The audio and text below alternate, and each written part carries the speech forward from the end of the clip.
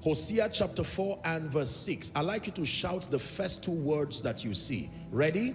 1, 2, read. One more time. One more time.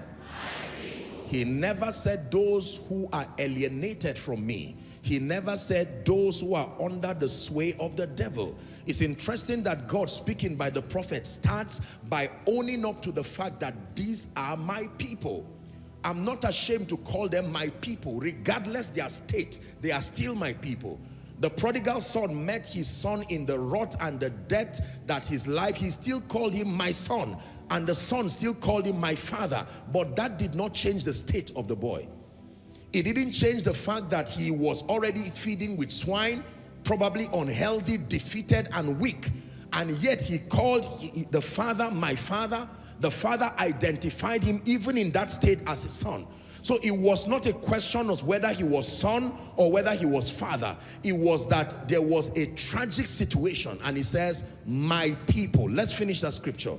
Even though they are my people. Are you ready for the next two words now? Are destroyed. Ready? 1, 2, go. What kind of a statement is this? My people. You would think the kind of person owning up to these people, the next two words should not follow such a statement.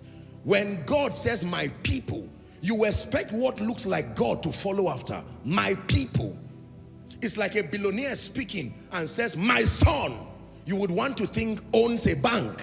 You would want to think owns a company. Then he says my son is a miserable beggar. Does that statement make sense? Not with the credibility of the person speaking in this example. So he says my people, and you would think what will follow that statement is are greatly favored. My people, representing me in power and wisdom.